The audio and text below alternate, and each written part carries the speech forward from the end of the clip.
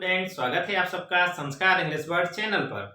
तो जैसे कि हम विदेशी भाषाओं की ट्रिक पढ़ रहे थे और इसमें हम पढ़ेंगे जो है तुर्की भाषा के जो शब्द हैं उनको याद करने की ट्रिक। ठीक है, तो वैसे बेसिकल तरीके से आपको बता दिया जाए कि तुर्की भाषा के जितने भी अधिकांश शब्द हैं वो हथियारों से संबंधित है। ठीक है, काहे से संबंधित है? हथियारों से संबंधित। तो लगभग जितने भी हथियारों के नाम आएंगे वो सभी किसमें आ जाएंगे? हमारे तुर्की भाषा में। लगभग बात कही है, 100% नहीं। चलिए देखते हैं कुछ शब्द। यहां हमने लिखा तुर्की से मुगल आए। देखते चलना है, अच्छे से समझना।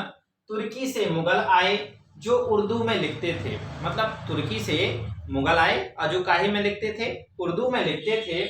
यहाँ वे कुर्ता पहनकर, क्या पहनते थे? कुर्ता। ठीक है, कुर्ता पहनकर गलीचे पर बैठकर अपनी बेगम व बीबी के साथ ताश खेलते थे।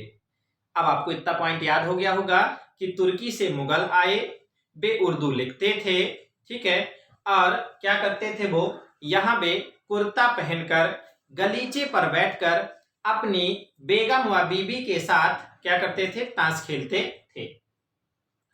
उनके बहादुर, मतलब जो सैनिक थे, उनके बहादुर खंजर, कैंची, चकमक, तमंचा, तोप, तोपची, चाकू और बारूद से लाशें बिछा देते थे। क्या करते थे? लाशें बिछा देते थे। और जब लाशें बिछ जाती थी तो फिर उनके जो कुली थे वो खच्चरों से लाशों को काबू करते थे, मतलब ठिकाने पे लगा देते थे ताकि कोई सुराग ना मिल पाए। ठीक है, मतलब सामने वाले को कोई सुराग ना मिले कि यहाँ पर किसी की मौत हुई है या किसी की लाश यहाँ से निकली है।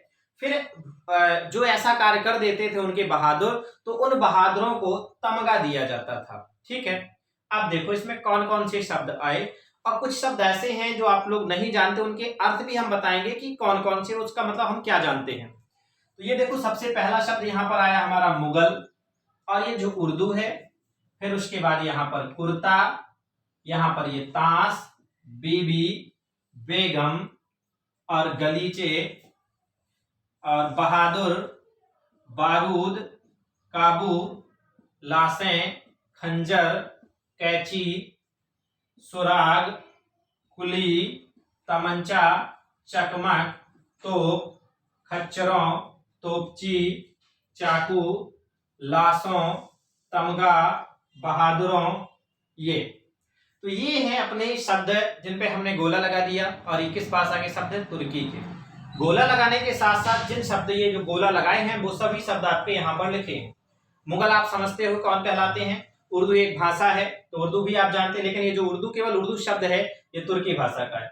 कुर्ता तुर्की भाषा का है। गलीचा, और गलीचा नहीं जानते तो गलीचा देखो, ग्रामीण कल्चर में जो स्टूल होता है जिसे वो रस्सी से बना करके रहे, मतलब बनाया जाता है छोटा सा स्टूल, उसे गलीचा बोलते हैं। फिर बेगम समझते हो, बीबी समझते हो, ताश समझते हो, बहादुर समझते हो। खंजर, तो खंजर एक छोटी सी चक्कू होती है। ठीक है, चाकू होती है, उसे खंजर बोलते हैं। यहाँ बगल में क्या किए थे? लगाए रहते हैं। फिर कैंची जिससे कपड़े वपड़े वगैरह काटे जाते हैं, ये सब जानते हैं। चकमक, ये चकमक नहीं जानते। ठीक है, तो चकमक का यहाँ पर हमने अर्थ लिखा कि चकमक जो होता है वो चिंगारी उत्पन्न करने वाला एक चिकना पत्थर होता है जिससे बीड़ी वगैरह पीते हैं अधिकांश लोग। पुराने जमाने के पत्थर से ऐसे जलाते हैं और रुई में आग लगाते हैं और फिर उस रुई से क्या करते हैं? वो बीड़ी को जलाते हैं और फिर पीते हैं। ठीक है, माचिस वगैरह नहीं रखते। तो ये है चकमक। फिर है तमंचा, मतलब चकमक कहा जाए तो एक प्रकार का क्या है? पत्थर। फिर आया अपना तमंचा। तमंचा क्या है? तो तमंचा एक मतलब छोटी सी जो बंदूक होती है, पिस्टल जिसे बोलते हैं, वो तमंचा। और तोप, तोप तो देखिए सबने, अधिकांश लोगों ने। तोपची, तोपची वो होता है जो तोप को चलाता है। चाकू सब जानते हैं।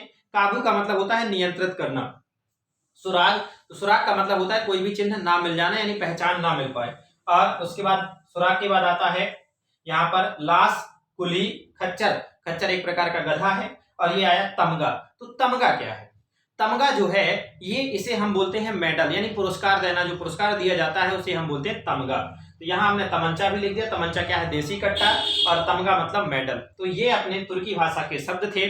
और इसमें हम आपसे, जैसे पहली वाली इसकी जो वीडियो थी उसमें कमेंट के लिए क्वेश्चन छोड़ गए थे, नेक्स्ट इस वाली वीडियो में भी हम एक क्वेश्चन छोड़ करके जाते हैं। और क्वेश्चन ये है, सभी ध्यान से सुनेंगे, कि चम्मच किस भाषा का शब्द है? यहाँ पर ने लिख दिया कि चम्मच किस भाषा का शब्द है। ठीक है, इसका आंसर आप लोगों को कमेंट करके बताना है। और अगर आप लोगों ने चैनल को सब्सक्राइब नहीं किया है तो चैनल को सब्सक्राइब कर देना है, पढ़ते रहना है, मुस्कुराते रहना है।